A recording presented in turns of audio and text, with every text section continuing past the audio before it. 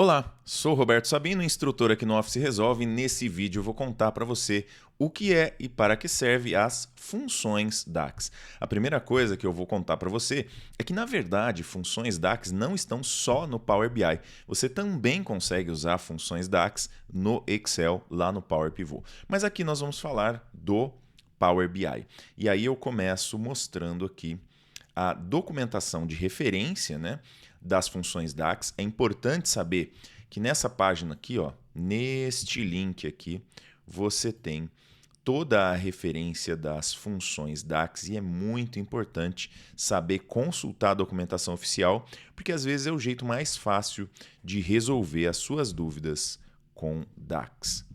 Muito bem, aqui a gente tem então as referências de como usar as funções, tem as referências de todas as funções. A gente vai ver que são muitas funções e a gente precisa saber que a gente não vai conhecer todas elas, a gente vai conhecer só aquelas que são mais importantes para o nosso dia a dia. E aqui eu vou mostrar dois exemplos bem simples de funções DAX que a gente pode usar no dia a dia.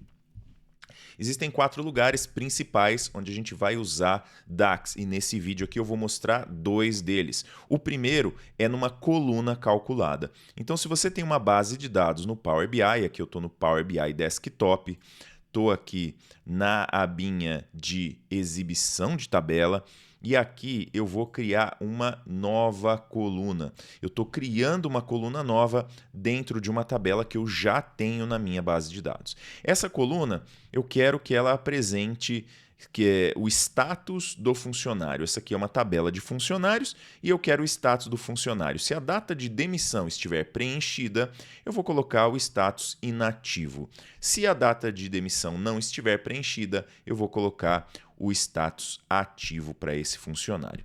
Então a primeira coisa que eu vou fazer é chamar isso aqui de situação e isso vai virar o nome da coluna. Observe que eu pedi apenas uma nova coluna e ele me mostrou esta barra aqui, que é exatamente onde eu vou escrever as minhas funções DAX. E aqui eu vou fazer duas funções, na verdade. Eu vou começar com uma função if e a gente precisa saber que o DAX está em inglês, mesmo que você estiver trabalhando com a ferramenta em português. Então já é uma diferença em relação ao Excel, por exemplo, onde lá no Excel você consegue fazer funções escrevendo em português, ok? Então pode ser um probleminha para algumas pessoas, mas é só no começo, depois você se acostuma, tá? Eu vou chamar uma outra função que é a função isBlank, ou seja, se aquela coluna ou se aquele valor está vazio, então eu vou dizer o seguinte: se esse determinado valor estiver vazio, é porque o funcionário está ativo. E isso eu preciso referenciar a coluna. Aqui a gente não tem o conceito de células, a gente está trabalhando com bases de dados, eu tenho o conceito de campo ou de coluna. Então eu vou dizer que eu quero fazer essa isBlank em cima da minha coluna, e aí a coluna é data de demissão da TB funcionários. Se eu começo a escrever o nome da tabela e esse nome faz sentido no meu modelo de dados, ele já vai me mostrar as opções. Como eu estou nessa tabela, como as minhas tabelas começam com TB, fica tudo mais fácil, então fica aí a dica, coloca o mnemônico TB na frente, que facilita na hora de escrever as suas funções DAX.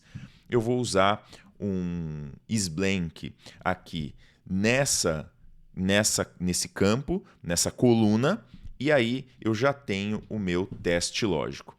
Vou colocar uma vírgula aqui para continuar colocando os parâmetros da função if. Não se esqueça que aqui, ó, assim como no Excel, ele vai mostrar para a gente uma ajuda, né, para você saber o que você precisa colocar agora. Qual é o resultado se esse teste lógico for verdadeiro? Bom, o meu resultado é que o funcionário está ativo, ou seja, se a coluna está em branco, é porque ele está ativo. Caso contrário, inativo, e eu fecho os parênteses para fechar a minha função DAX. Essa aqui é a primeira função DAX que a gente vai fazer, e aqui está a situação do funcionário. Se a coluna data de demissão estiver preenchida, ele está inativo. Caso contrário, ele está ativo. Então tá tudo certinho, fizemos a nossa primeira função DAX. Mas na verdade, o que você mais usa funções DAX no dia a dia é para fazer medidas. Então aqui a gente, além de fazer novas colunas, a gente também pode fazer novas medidas. Observe que a minha tabela TB funcionários tem várias colunas, tem vários campos. Cada um desses campos eu posso manipular. Mas eu também posso criar para esta tabela uma nova medida. Eu vou usar aqui, ó, nova medida. E essa nova medida vai exatamente criar um container, é um nome bonito para isso aqui, mas na verdade é como se fosse uma coluna que não vai aparecer aqui na tabela, mas que você vai usar depois. Você aprende melhor esse conceito quando você começar a usar mais o Power BI. Ele é um container. Ele vai conter uma informação.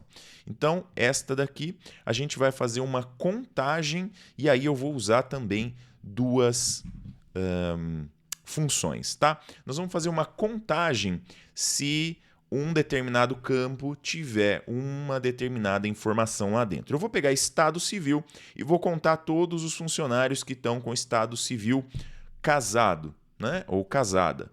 Então, estado civil C. Eu vou colocar aqui contagem estado civil e aí esta minha medida, eu vou fazer para facilitar a linguagem DAX, eu vou colocar aqui, não vou deixar espaço em branco, tá? Mais para frente a gente aprende por que isto ajuda.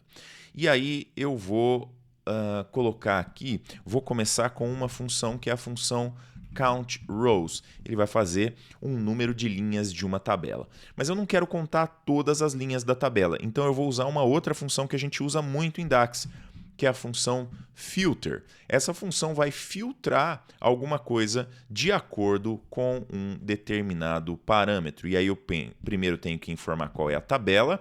A minha tabela é a TB funcionários e depois eu vou colocar aqui exatamente qual é o critério que eu quero colocar. Neste caso, eu vou colocar aqui de novo, ó, com o nome e sobrenome, eu costumo brincar, e aí eu vou colocar TB funcionários estado civil, para a gente saber exatamente o que a gente está fazendo. Em algumas funções eu posso ir omitindo a tabela, principalmente se eu não tiver outros campos com tabelas com campos com nomes iguais, mas aqui eu vou deixar assim para ficar completinho.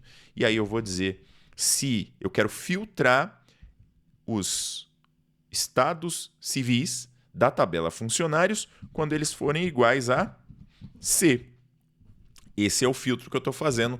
Fechei o parênteses da filter, mas eu ainda tenho que fechar o parênteses da count rows. Então aqui eu fiz uma contagem em cima de uma filtragem.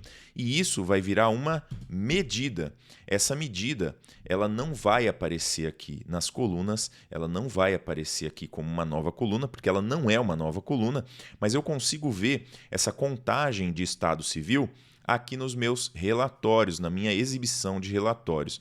Eu vou criar um visual de cartão, esse visual de cartão aqui que é o mais simplesinho de todos, e vou trazer aqui o meu contagem de estado civil para cá, e ele está contando 103 funcionários com estado civil casado. Eu vou fazer um outro cartãozinho aqui, ó, e vou puxar o próprio campo. Então eu vou puxar o próprio campo estado civil agora, para a gente ver quanto que a gente tem lá. E aqui eu vou trocar para contagem. Então eu tenho 230 funcionários no total. Desses 230 funcionários, 103 funcionários têm o status de casado. Eu posso fazer essas filtragens também nos visuais, então a gente precisa tomar cuidado para a gente saber exatamente que horas a gente tem que usar as nossas funções DAX. As funções DAX vão ajudar bastante, mas a gente tem que usar com parcimônia. Algumas vezes a gente pode resolver o problema com a linguagem M, utilizando o Power Query. Outras vezes, organizando bem a nossa base de dados.